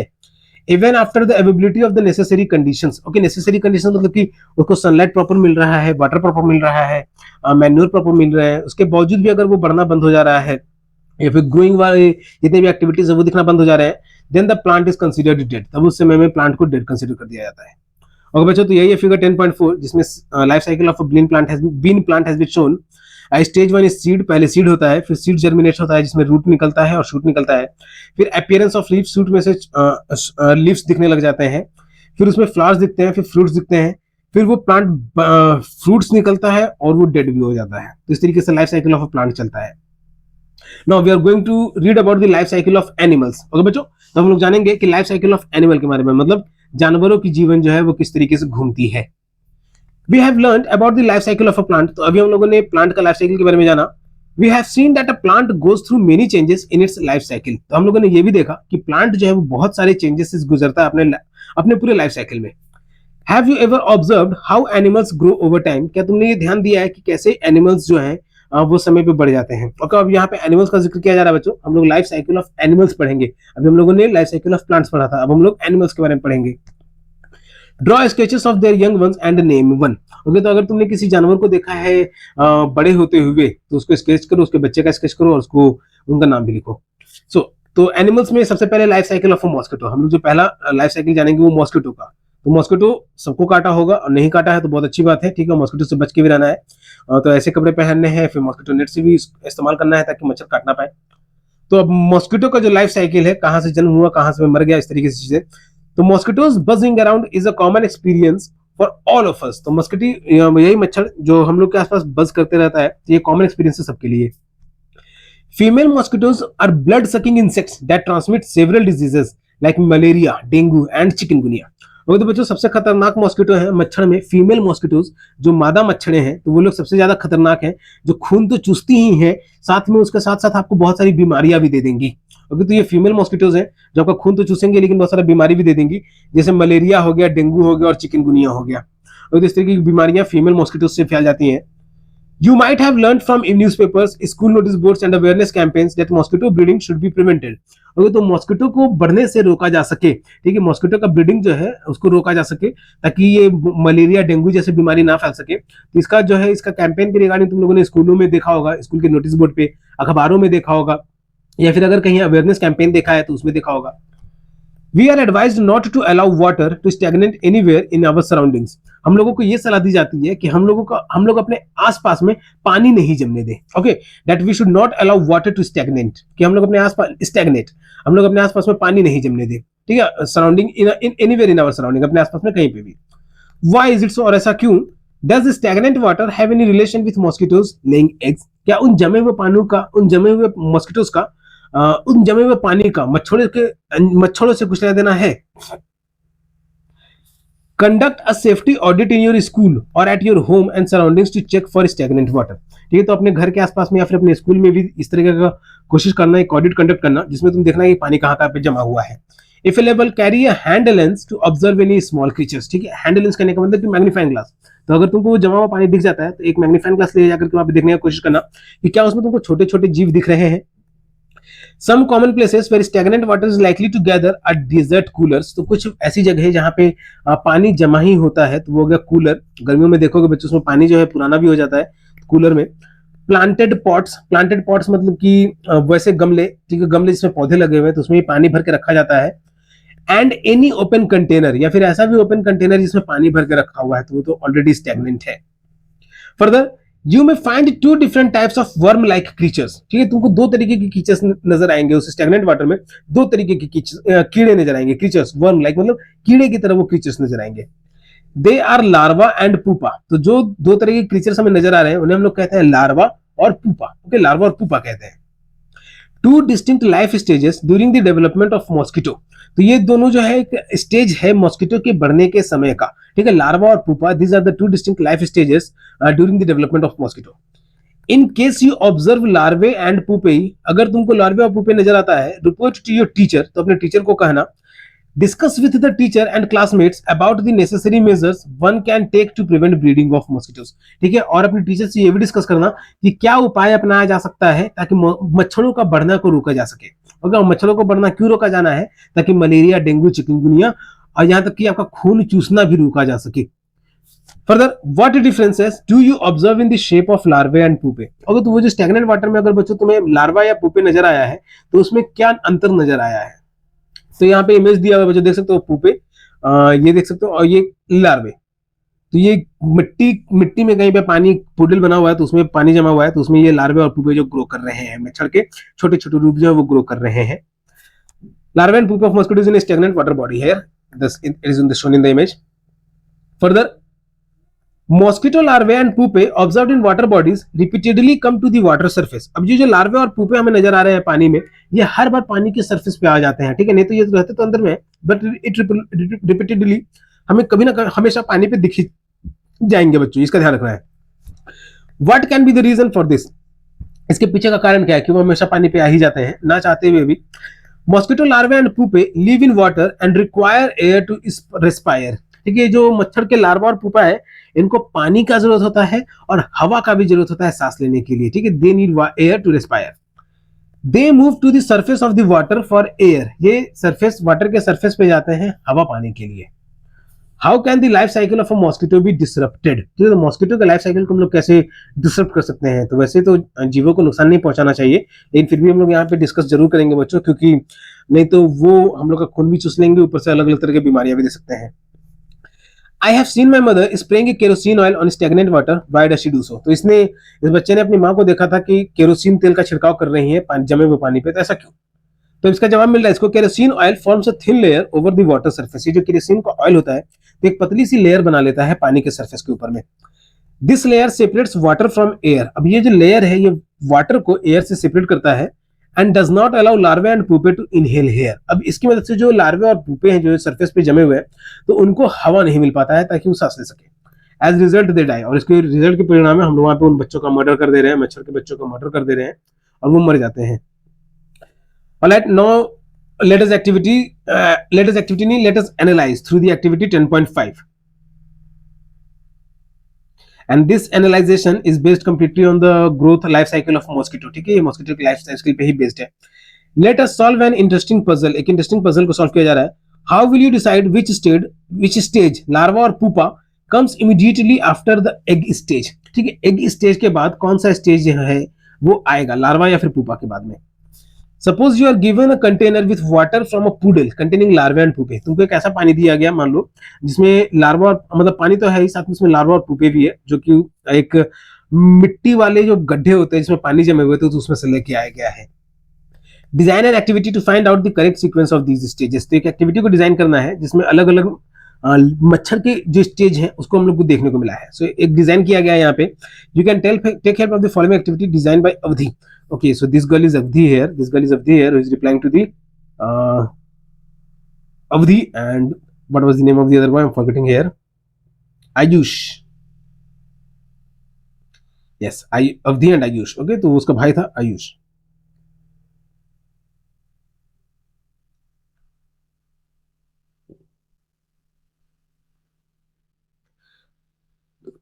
ओके, तो अवधि ने ये क्रिएट किया है एक एक्टिविटी को, तो इसका हेल्प ले सकते हो बच्चों तुम लोग वो मॉस्किटो के लाइफ साइकिल के लिए. Step 1, I have a water container with mosquito larvae and pupae. ये स्टेप 1 है कि उसके पास एक वाटर कंटेनर है जिसमें लार्वे भी है और पुपे भी है. Step 2, I will separate 4-5 larvae and pupae into 2 separate containers with the same water. Okay, तो लार्वे और पुपे 4-5 लार्वे और पुपे को अलग कर दिया जाएगा 2 सेपरेट कंटेनर्स में जिसमें सेम तरह का पानी है. I will observe them every day until I see them changing into next stage. अब ये जो अवधि है ये ऑब्जर्व करेगी इसको हर दिन तक जब तक उसमें नेक्स्ट स्टेज ना आ जाता है, वो नया रूप ना ले लेता है. Step 4, if the larvae change into pupae, अगर लार्वे पुपे में बदल जाता है, it would mean that the larval stage comes before the pupal stage or vice versa. ठीक है, तो इसका मतलब है कि लार्वल स्टेज जो वो पुपा स्टेज से पहले आ गया है, या फिर पुपा स्टेज जो है वो लार्वल स्टेज से पहले आ गया है, या फिर किसी का भी उल्टा हो सकता है. तो ये मतलब लाइफ साइकिल ऑफ मॉस्किटो है जिसमें उसका ग्रोथ होता है कैसे कैसे. Step 5, I will keep watching both the containers to see in which one mosquito appears first. और 2 कंटेनर्स में जिसमें अलग अलग लार्वे और पुपे रखे गए थे, तो उन दोनों कंटेनर को अवधि ने ध्यान रखा है. तो इस तरीके से बच्चों तुम लोग को भी इस एक्टिविटी में ध्यान रखना दोनों कंटेनर्स में, और देखते रहना है कि किसमें मॉस्किटो सबसे पहले आया है. These observations will help us to learn the correct sequence of growth. तो इस ऑब्जर्वेशन से हमें सही सीक्वेंस के बारे में पता चलेगा, ग्रोथ के बारे में पता चलेगा, मच्छर के सीक्वेंस ऑफ ग्रोथ के बारे में. Now suppose you are given a container filled with water from a poodle which contains larvae and pupae. अब मान लो कि तुमको भी एक कंटेनर दिया गया जिसमें पानी है और वो पानी भरा हुआ है पूडल से, मिट्टी वाले गड्ढे से जिसमें लार्वे और पुपे भी थे. Without separating them from the container, how would you design an activity to decide which stage? ये तो बिना उसको इस बार अलग किए हुए तुम कैसे डिजाइन करोगे कोई एक्टिविटी को. Out of the two gives to the next. ठीक है, तो ये यहाँ पे स्टेज 1 एग है, स्टेज 2 लार्वा है, फिर पुपा है, फिर एडल्ट मॉस्किटो है. तो ये दोनों जो है एक दूसरे को वाइस वर्सा भी हो सकता है, मतलब ये भी पहले आ सकता है नहीं तो ये भी पहले आ सकता है बच्चों. Further let us learn more about these stages in the life cycle of a mosquito. तो अभी हम लोग मॉस्किटो के लाइफ साइकिल में और अच्छे से डिटेल में यहाँ पे जान ले. Mosquitoes pass through 4 stages in their life cycle. Mosquito जो है अपने लाइफ साइकिल में 4 स्टेजेस से गुजरेंगे. ठीक है, जैसे सीड्स के स्टेजेस थे, पहले सीड था, फिर वो सीडलिंग बना. सीडलिंग कहने का मतलब बच्चों की सीडलिंग 4th स्टेज था. Let me explain you with the help of here. पहले सीड था, फिर वो सीड जर्मिनेट हुआ तो उसमें से शूट और रूट लग हुआ, फिर वो उसमें लीव्स दिखे, तो these are the kind of stages. फिर उसमें फ्लावर्स दिखे, फिर फ्रूट्स दिखे, और फ्रूट्स में मतलब कि फ्रूट्स अलग है, और फ्रूट्स अलग होने के बाद वो प्लांट्स एक समय आने के बाद डेड भी हो गया. तो इसी तरीके से ये मॉस्किटो का भी जो है अलग अलग स्टेजेस हैं, उसको हम लोग डिटेल में यहाँ पे जानेंगे. Egg, larva, pupa and adult, these are the 4 stages involve in the life cycle of a mosquito. ठीक है, egg, larva, pupa and adult mosquito. The adult mosquito that emerges from the pupa rests briefly on the surface of water and then flies away. तो ये जो adult mosquito है जो कि pupa से निकला था, that emerged from the pupa, वो briefly मतलब कुछ समय तक surface पे रहेगा water के और फिर उड़ जाएगा वो, क्योंकि जिंदगी भर तो रहेगा ना, उसको भी तो खून चूसना है, कहीं ना कहीं वो फिर से उड़ जाएगा खून चूसने के लिए. तो उससे पहले कि वो मच्छर आपके पास आ गया आपका खून चूसे, तो अपने आसपास के स्टेगनेंट वाटर है, कंटेमिनेटेड वाटर है, तो उसे हटा लेना बच्चों. The adult mosquito में survive for 10 to 15 days. अब ये जो मच्छर बड़ा हो गया है तो ये मच्छर जो है 10 से 15 दिन तक जिंदा रहेगा, सर्वाइव करेगा. We have seen that a mosquito begins in its life as an egg, stage 1. तो हम लोगों ने देखा कि जो मच्छर है वो अपनी जिंदगी की शुरुआत करता है एक अंडे के रूप में, स्टेज 1 के फॉर्म में. The egg develops into a larva, stage 2 में. वो एग जो है एक लार्वा बन रहा है स्टेज 2 में. And the larva grows into a pupa in stage 3. अब वो जो लार्वा है बाद में पुपा में बन जा रहा है स्टेज 3 में. And the pupa transforms into an adult mosquito that is at stage 4. और वो जो पुपा है फिर एक एडल्ट मॉस्किटो बन जा रहा है स्टेज 4 में. The adult female mosquito lays eggs directly on or near water. अब ये जो adult female mosquitoes जो रहेंगी, ठीक है, मॉस्किटोज में मेल और फीमेल दोनों हो रहे हैं, तो जो फीमेल मॉस्किटोज हैं तो अब जाकर के दूसरे जगह पे जहाँ पे पानी जमा हुआ है तो वहां पे जाकर के अंडा देना शुरू कर देंगी. And the cycle continues. और इस तरीके से वो जो अंडा रहेगा, एग रहेगा, वो फिर से लार्वा बनेगा, फिर पुपा बनेगा, फिर एडल्ट मॉस्किटो बनेगा, और फिर उसमें भी जो फीमेल मॉस्किटो रहेंगी वो जाकर के अंडा दे देंगी. तो इस तरीके से life cycle of mosquito will continue. Significant changes occur in the appearance, body shape and structure during the various stages. ठीक है, सिग्निफिकेंट चेंजेस का मतलब कि जो बदलाव होते हैं मच्छर के लाइफ साइकिल में, वो सारे के सारे बदलाव को हम लोग ऑब्जर्व कर सकते हैं, उन सारे चेंजेस को हम लोग देख सकते हैं आसानी से इन the life cycle of a mosquito. The shape of the egg is quite different from the larva, अंडे का जो शेप होता है, आकार होता है, वो लार्वा से बहुत ही अलग होता है। The larva appears very different from the pupa, और जो पुपा होता है, ठीक है, जो थर्ड स्टेज ऑफ मॉस्किटो है, जो पुपा होता है वो लार्वा से बहुत अलग होता है। The pupa appears very distinct from the adult mosquito, और जो पुपा होता है वो एडल्ट मॉस्किटो से बहुत अलग दिखता है। Is it easy to imagine that a mosquito emergence from a pupa, ठीक है, तो क्या इमेजिन हम लोग कर सकते हैं कि जो मॉस्किटो है वो एक पुपा से इमर्ज हो रहा है? तो हाँ बच्चों, क्योंकि पुपा जो है इट इज थर्ड स्टेज, और उसके बाद ही जो है एडल्ट मॉस्किटो बनता है। So do you know, here is some interesting fact written here, the silk moth also passes through 4 life stages. तो सिल्क मोथ मतलब कि जो रेशम वाले कीड़े होते हैं बच्चों, तो वो भी 4 स्टेज से गुजरते हैं, ठीक है, egg, larva, pupa and adult, these are the 4 stages through which silk smooth passes. Egg hatch into larva, egg larva बन रहा है, which then grow in size, जिनका आकार बढ़ता है। Larva secrete thread like material which they wrap around themselves. अब ये जो लार्वा है अपने में से धागे नुमा मटेरियल निकालता है, जिसमें वो खुद अपने आप को लपेट लेते हैं।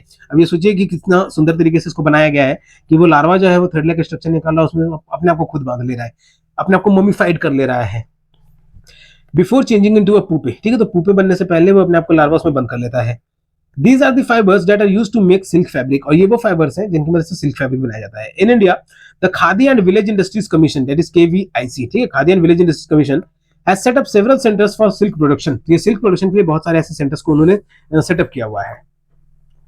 और बच्चों तो यहाँ सिल्क के लिए इसलिए बताया है क्योंकि ये भी जो है 4 स्टेजेस से गुजरता है, egg, larva, pupa and adult, जैसे मच्छर गुजरता है, तो इसलिए यहाँ पे सिल्क का भी एक सिल्क मोथ का भी एक एग्जाम्पल लिया गया है।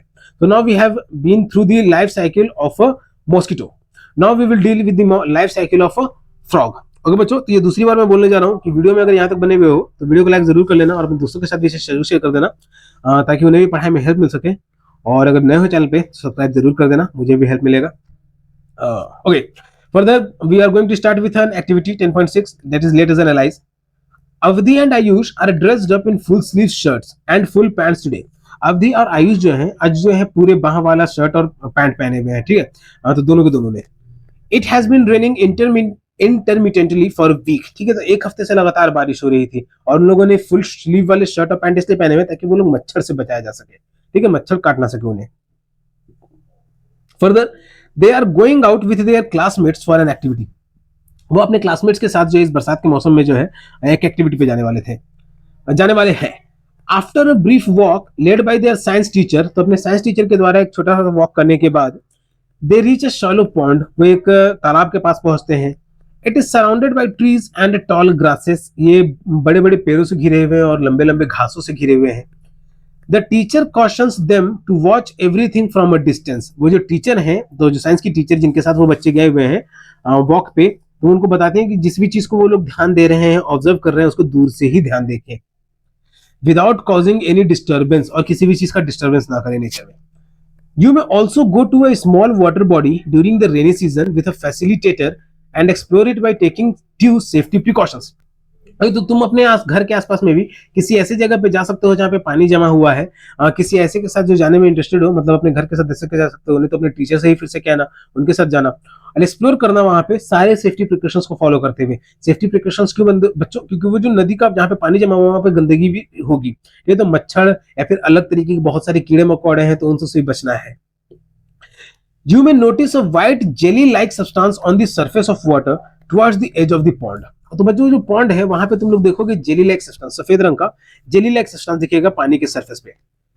This may also be attached to plants growing in or around the water, ठीक है, तो ये जो प्लांट्स से भी अटैच हो सकते हैं, जो पौधे वहां पे जन्म ले रहे हैं, जो ग्रो कर रहे हैं, तो उनसे भी अटैच हो सकते हैं, वो उनके अंदर में या फिर उनके बाहर में या फिर उनके आसपास जो पानी है उसमें भी।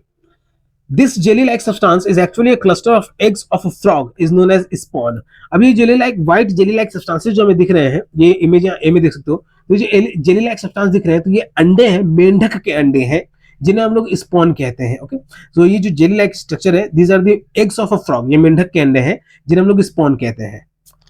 Observe the features of all the stages of a frog shown in figure 10.7.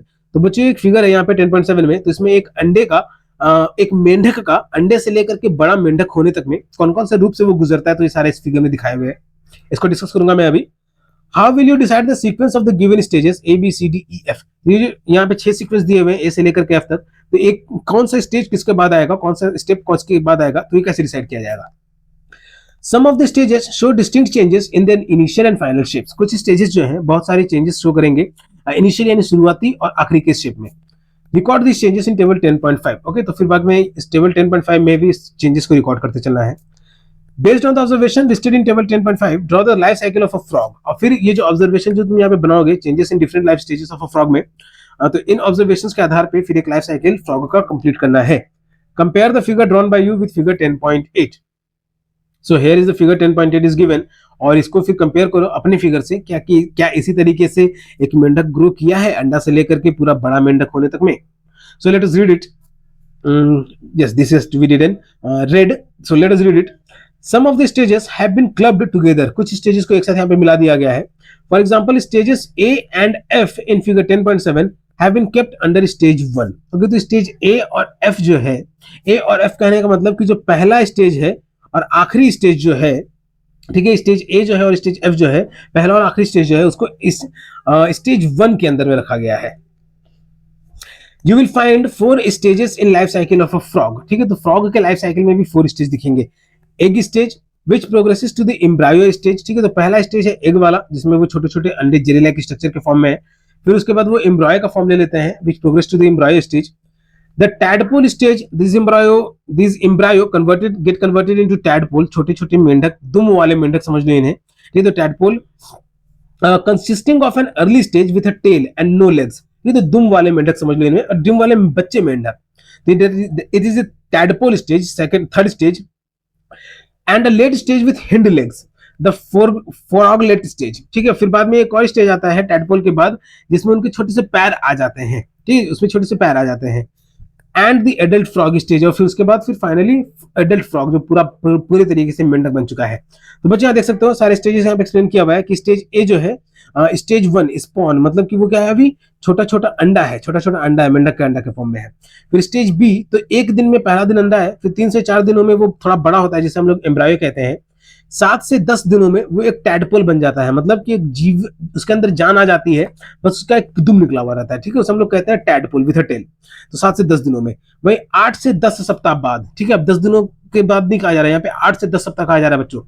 ठीक है, ये ध्यान देना, मतलब कि 2 से 2.5 महीने बाद 8 से 10 सप्ताह बाद जो है वो एक टैडपोल बन जाता है, उसमें छोटे छोटे लेग्स आ जाते हैं विथ फाइन लेग्स। ठीक है, उसमें लेग्स भी आ जा रहे हैं।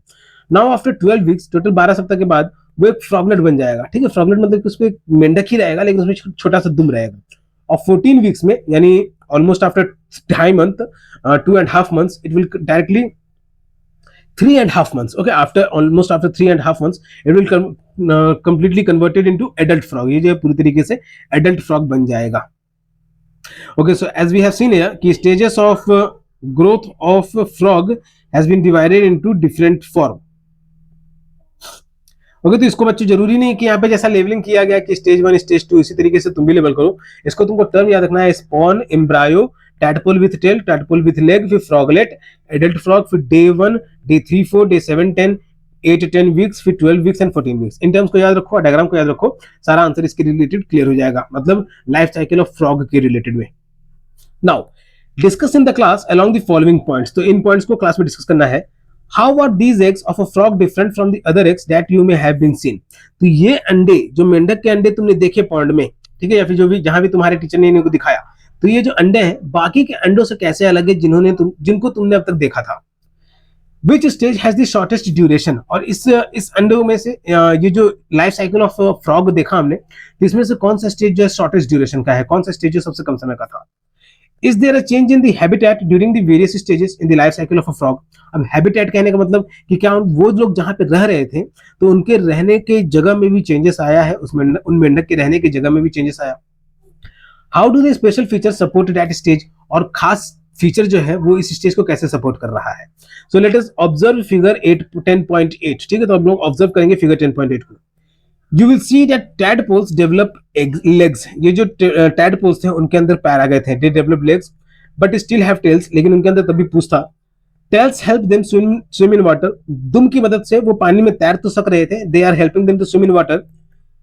Tadpoles grew gradually and start looking like the little frogs called froglets। क्योंकि tadpoles मतलब कि वो जो छोटे मेंढक है, दुम वाले मेंढक जो है, छोटे बच्चे जो है, तो उनमें छोटा सा वो जो है और थोड़े से बड़े हुए छोटे और थोड़े बड़े मेंढक बने जिन्हें हम लोग फ्रॉगलेट कहते हैं। तो फ्रॉगलेट मतलब उनका दुम तब भी रहेगा। They still live in water but begin to spend some time on land. ठीक है, तो फ्रॉगलेट बनने के बाद भी ये पानी में रहेंगे, अभी भी पानी में ज्यादा समय रहेंगे, बस कभी कभार ही जमीन पे आया करेंगे। They continue to grow and lose their tails completely. अब ये फ्रॉगलेट्स जो है और भी बढ़ते जाएंगे और आगे चल करके ये अपने दुम भी खो देंगे। Their legs become strong to help them jump and land. तो मेंढक के बारे में तुम जानते हो बच्चों की लंबे लंबे छलांगे लगा सकते हैं वो लोग। तो उनके पैर जो है वो इतने मजबूत हो जाते हैं कि उनको जंप लेने में और एक जगह से दूसरी जगह जाने में मदद मिल सकती है आसानी से। They become fully developed adult frogs, और उस तरीके से वो पूरी तरीके से एडल्ट यानी जो पूरे बड़ा मेंढक जो होता है उस तरीके से वो बन चुके होते हैं। Living both in water on land. ठीक है, तो स्टार्टिंग के एग से लेकर के टैडपोल तक का केस में, फ्रॉगलेट तक का केस में अधिकतर समय वो वाटर में ही रह रहे थे, लेकिन जब वो एडल्ट फ्रॉग बन जाता है तो अब वो पानी में भी रह सकते हैं और सॉइल में भी यानी मिट्टी पे भी रह सकते हैं, जमीन पे भी रह सकते हैं। ओके, तो अवधि और आयुष यहाँ पे बात कर रहे हैं। आयुष क्या कह रहा है, do you think that birds also show significant changes in the various stages of their life cycle. तो अभी हम लोगों ने लाइफ साइकिल जाना मॉस्किटो का, फ्रॉग का, तो आयुष का अंदर डाउट है कि क्या लगता है कि चिड़िया भी जो है, पक्षी जो होते हैं वो भी अलग अलग स्टेजेस से गुजरते हैं अपने लाइफ साइकिल में। तो आयुष अवधि कह रही है, how does the life cycle of animals different from that of plants. की ठीक है, तो ये अवधि का डाउट है कि जो एनिमल्स का लाइफ साइकिल है वो प्लांट्स के लाइफ साइकिल से अलग कैसे है। So here we will discuss here in somehow. Plants and animals are a part of a living world. ये जो पौधे हो गए, प्लांट्स हो गए और एनिमल्स यानी जितने भी जानवर हो गए, तो ये लिविंग वर्ल्ड, एक जीवित दुनिया का एक अंग है। They are part of a living world. They go through various changes during the course of their lifes. ये अपने जीवन के कोर्स में, मतलब जब से जन्म लिए हैं, सीड से लेकर के, प्लांट का माने तो सीड से लेकर के डाइंग ऑफ द ट्री तक। ओके, वही मॉस्किटो और फिर फ्लॉक को अगर ले तो इनके एग से लेकर के एडल्ट मॉस्किटो या फिर एडल्ट फ्रॉग होने के डेट तक, तो उस कोर्स ऑफ लाइफ में अलग अलग चेंजेस से गुजरते हैं। We have learned that a tiny plant grows and develop into a big tree. तो हमने ये जाना कि एक छोटा सा जो प्लांट है यानी एक सीड भी है, तो एक बड़ा सा पेड़ भी बन सकता है। We have also learn how animals grow and change from young ones to adults. तो हम लोगों ने ये भी जाना कि कैसे एक एनिमल जो जानवर है वो भी कैसे ग्रो करता है और एक बच्चा से बड़ा बनता है वो, ठीक है, यंग वन से एडल्ट बन रहा है वो। This journey varies from each animal. ये जो जर्नी है, मतलब कि चाहे वो एनिमल का है, ठीक है, यहाँ पे एनिमल की कहा जा रहा है, तो ये अलग अलग एनिमल्स का अलग अलग तरीके का जर्नी है। ठीक है, अभी हम लोगों ने सिर्फ दो ही के बारे में जाना, जैसे मॉस्किटो के बारे में, फिर छोटा सा जानकारी दिया था सिल्क मोथ के बारे में, और फिर फ्रॉग के बारे में जाना। तो अलग अलग एनिमल्स का अलग अलग स्टेजेस हो सकता है ग्रोथ का, making it unique and special. इसकी वजह से जितने भी एनिमल्स हैं तो उनके फीचर्स, कैरेक्टरिस्टिक्स को यूनिक और स्पेशल बनाता है। We have seen pupae change into insects. हमने पुपे को इंसेक्ट बनते हुए देखा। And tadpoles change into frogs, और टैडपोल्स को मेंढक बनते हुए देखा। Such changes are important for plants and animals to survive. तो ये चेंजेस जो है प्लांट्स और एनिमल्स के लिए बहुत जरूरी है सर्वाइव करने के लिए, क्योंकि बिना चेंजेस के सर्वाइवल पॉसिबल नहीं हो पाएगा। And to maintain continuity of their kind, और रिप्रोडक्शन कंटिन्यूटी मतलब कि प्लांट जो है वो सिर्फ प्लांट को ही ग्रो कर पाएंगे, और वो प्लांट जो है कंटिन्यूटी, हरियाली बनी रहे, ऑक्सीजन का भी कंटिन्यूटी फ्लो एटमॉस्फेयर में बना रहे, एनवायरमेंट में बना रहे, तो इसलिए वो कंटिन्यूटी ऑफ देयर काइंड को भी जरूरी है। We should also take care of them and their homes. हमें उनका भी देखरेख करना चाहिए, उनके घरों का भी देखरेख करना चाहिए।